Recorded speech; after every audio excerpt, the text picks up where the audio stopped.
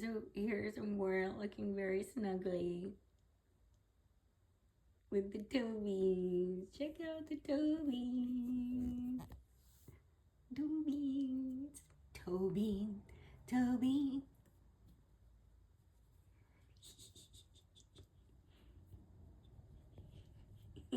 He's like, quit it, Ma.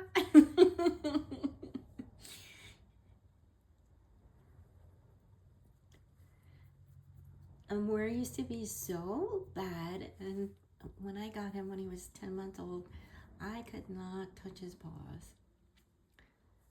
It took a lot of time before being able to just, I had to stay consistent with it. But now he's totally fine with it, and now we're able to, I take him in to get his nails done when he gets his grooming. And he's so good about it now.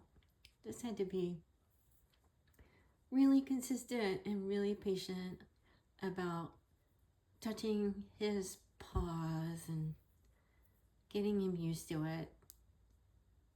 Yeah. It tickles. You think it tickles a little bit.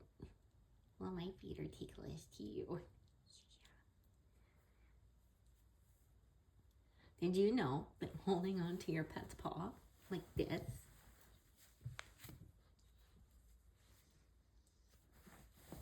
tells your dog that you love them? Yeah. Isn't that sweet? He's like, oh, shucks, Mom. Oh, shucks. Oh, shucks, Mama. Yeah, he's so cute. Of course, I didn't have my phone outside with me when he was getting his zoomies out.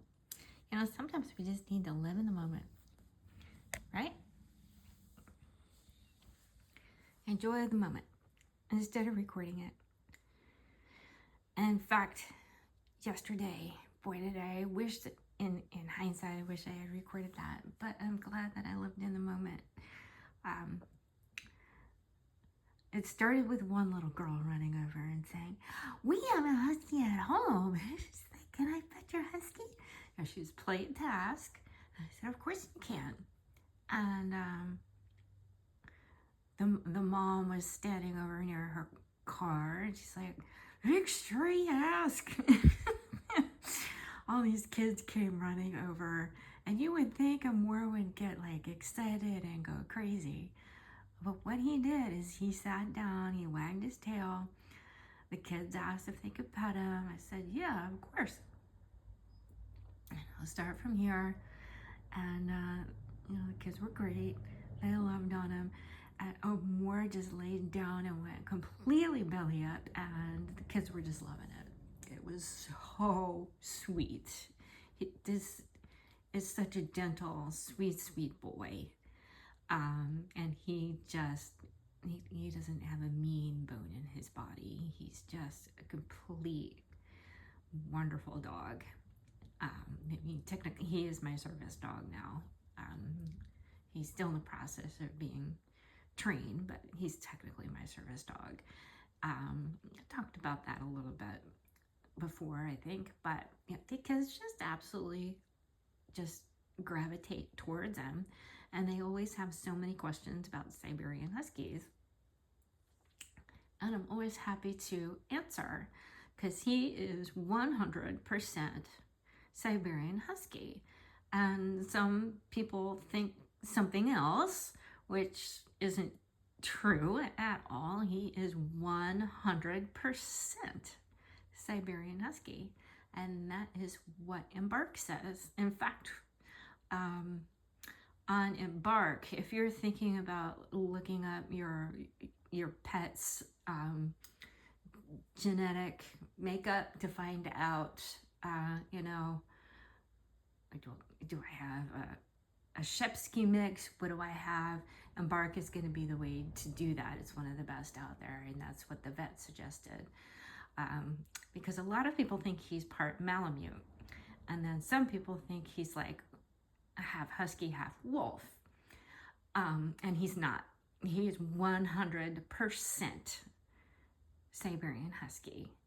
So, yeah, and it gives you the whole haplop group. And interestingly enough, his haplop group is the same as mine. Isn't that cool? I remember when I found out about his and I told my mom, she's like, "You're kidding me." No, isn't that cool? You know, we were looking at it, it's like exactly the same as my freaking haplop group on my mom's side. It's just Florida. It's really, really cool. So I highly suggest looking it up for your dog, because it helps to know what genetic predispositions you may be looking into, if there's any medical issues. But then they also have a really cool forum there, so you can see their siblings, like do they have full siblings, half siblings, because sometimes a husky is you know, maybe one or two in the litter. And so far I haven't found any of his full siblings, but I've found half siblings, and I found some cousins. And he's got a lot of cousins. He really does. But they're primarily in the Northeast. Yeah. So I don't, you know, obviously I'm not an influencer, so I'm not paid by Embark whatsoever, or anyone. I am self-employed pet sitter, so I don't work with them. And I'm not looking to. Actually, I wouldn't mind. I would be really, really. That would be like a really cool thing. I'm not gonna lie. It'd be really cool to work with Embark, because I really believe very heavily in that. And it was really good to find out that he's 100% Siberian Husky, because that, you know, is something that the vet wanted to know, because he said if he's Malamute, we may be looking at some other genetic issues. And there are things that Siberian Huskies are prone to. And Amour does have cataract in one eye and a small cataract in another eye. And apparently that is something that happens with Huskies. And it's important to, when you go in for your wellness visits with your dogs, is to make sure that they check the pressure and your dog's eyes, just to make sure that everything is looking healthy and good. And another thing that he gets, which is common, are these little skin tags, right? And warts and things. My dog has, well, he's got skin tags, but he's 10 now. So as they start to get older, they tend to get more skin tags, and that happens. And sometimes it's important to really talk to your vet about that, because sometimes you can look at something on your dog, and as your dog is moving around, you're like, oh my God, is that a tick? Holy crap. I know that's happened to me a few times, and I go run, get the tick key, and then I'm finally able to pin down the dog, and I'm like, I don't see any legs on this, right? So try to take I found the best way to do it, because since I'm a pet sitter, and I don't want to alarm those pets' parents by any means, and I'll take a quick picture of any skin anomalies that I see, and I'll look and see if there are any legs coming off of it. And if I don't see any legs coming off of it, I'll be like, okay, yeah, we're not looking at a tick here, we're good. Obviously, if we do see a tick, I will remove it with a little key that I have on my backpack, and I'll let the parents know. I'm like, I did find a little tick. I did remove it. I've got a little tick key, right? I've got it in a plastic baggie for you if you want to take it into the vet. And they're usually like, ew, cat, I can't believe you held on to that. No. But sometimes you need to know what. I know it does sound kind of gross, but I mean, sometimes the vet really does want to see what kind of tick it is, because where I live now, they are having more, um, and I'm in the South. They're having more cases of Lyme disease. Um, in fact, for myself, when I had I don't know if I talked about this on here. I may have talked about it on TikTok, but I had gotten a bite on my arm, and I started getting these like lines on my arm. What is going on? And I called my doctor's office and I said, I don't know what's going on. I got these weird lines on my arms, but I do have a bite. Looks like I have a bite. And they got me like the soonest doctor's appointment they could that day. And I had something, lymphomia, I think it was called, which is actually really serious. So if you ever get a bite, whether it's a spider bite or a tick bite, and you start getting those lines on you as they start to go towards your heart, that's really, really serious. Make sure that you see your doctor as soon as possible, especially with children, because it happens much more quickly with children. And I had to do a round of antibiotics. The doctor thinks that I had Lyme disease. We had me tested for alpha-gal, which I know that I tested for positive 4 years ago. And, I was always trying to figure out, why am I getting so freaking sick, right? I would pop an Altoid and like an hour later, I'm like in the bathroom, like throwing up. I'm like, what is wrong with me? And someone had to sit and remind me, there's gelatin in that, right? It's like, yeah, there is. So when I was making Amour's food with meat in it, I would get really sick. I'm like, what is wrong with me? So when people with alpha-gal, when you get around meat that's cooking, it releases that into the air. I got really sick when I was like visiting my parents. Obviously my family, they're extremely carnivorous. And I've been vegan now mostly vegan since like 2012, 2013, somewhere in there. So it's been a minute. But yeah, so now Amour, because of all his allergies, all of his intolerances, he now eats primarily a vegetarian diet. I put fish oil, actually tuna capsules, in his food, which he loves. Obviously, I can't do that. But the interesting thing with alpha-gal is I can kind of be around the smell of fish a little bit better than I am with cooking meat, although I'm allergic to fish.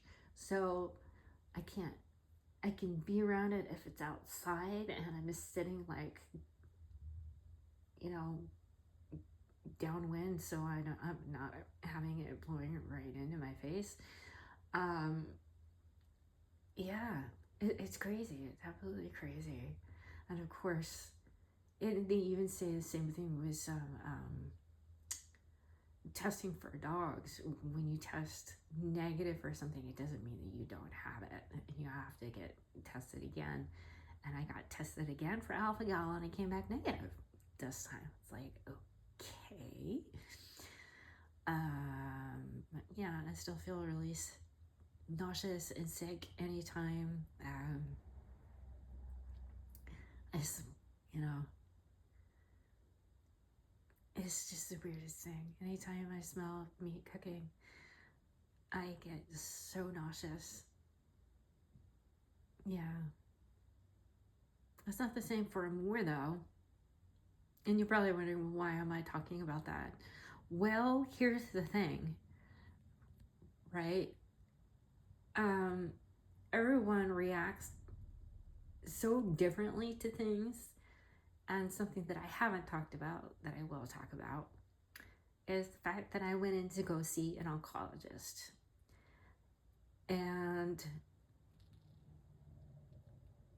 thankfully, I don't have cancer, um, but my white blood cells were really, really high. So my next stop is a rheumatologist eventually. But even dogs can have autoimmune disorders.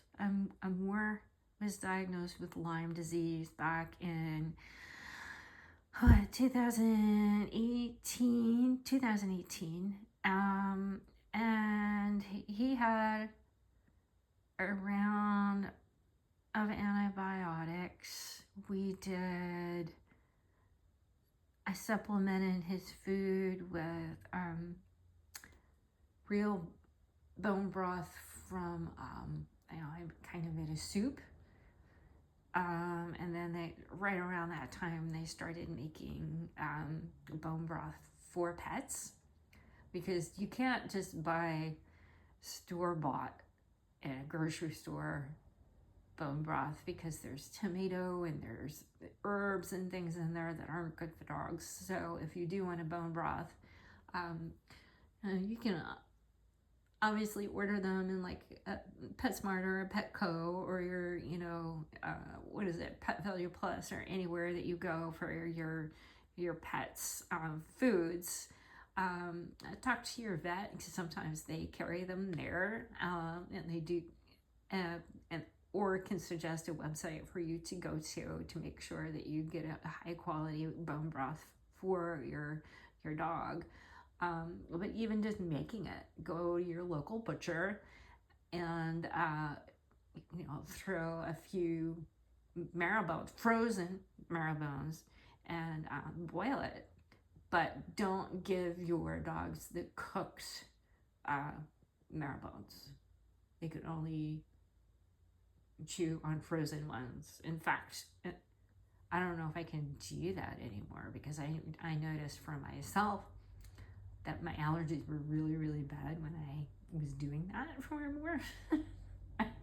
I was like, it was not good. It was literally like, why do I feel so sick, right? And I never really, it's really silly, but I was just like, not even thinking about the alpha gal. I was thinking about my dog and his health. And I'm like, why do I feel like I'm gonna pass out? And I did pass out a few times, and thank goodness for Amour. He is essentially my service dog now, for real. He is my service dog. Um, yeah, yeah. So he has learned by living with me that there are certain things that are really bad for his mom. And I just think that's the coolest thing. Yeah. Look at all those Tobies. See Toby? And I'm rambling again. Sorry. Yeah.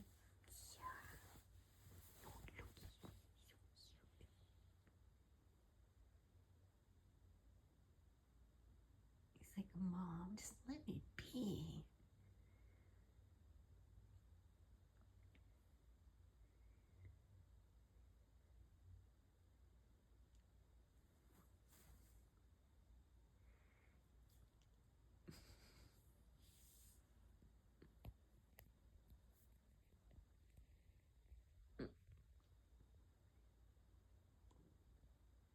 Thank you for stopping by. We appreciate it.